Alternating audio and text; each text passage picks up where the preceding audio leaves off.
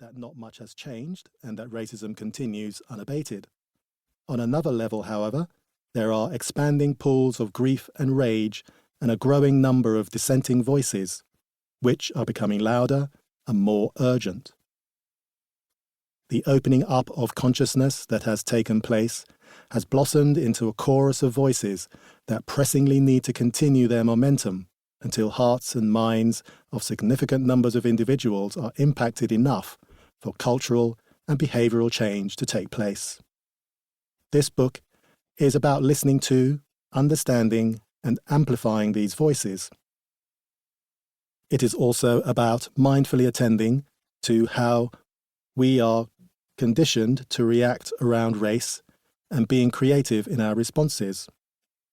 I feel honoured to be able to contribute in words and ideas to the continuing struggle.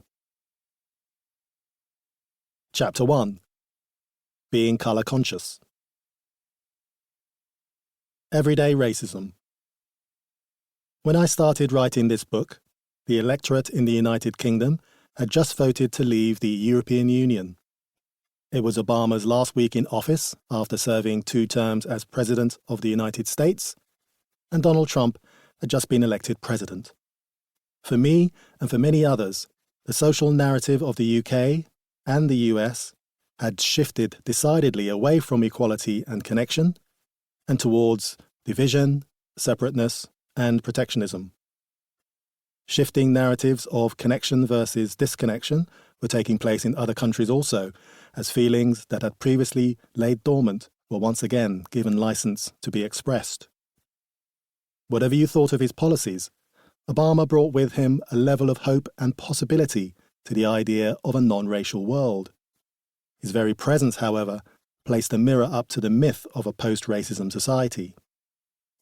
Obama's visibility and very existence brought to the surface hidden thoughts, feelings, and behaviours that had been hiding in plain sight.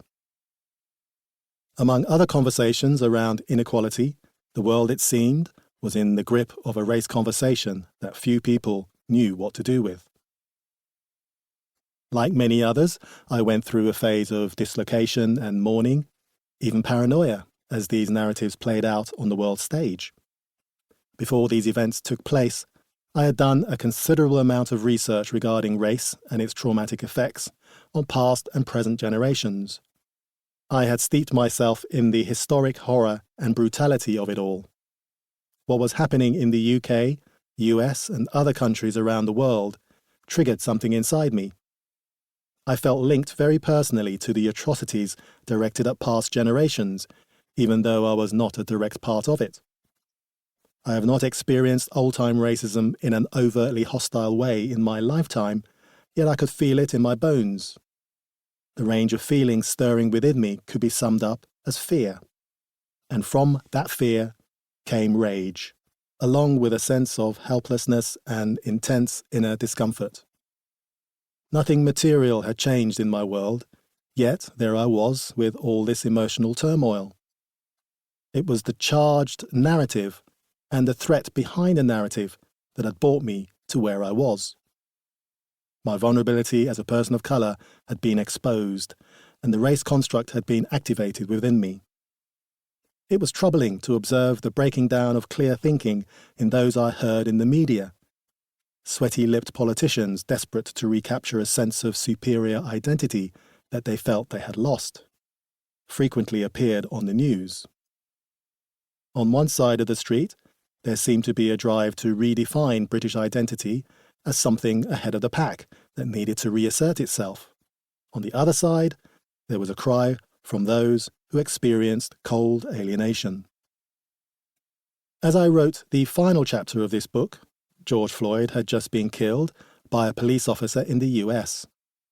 The calmness with which this police officer took George Floyd's life and the undisturbed nature of the other officers involved was genuinely shocking to witness.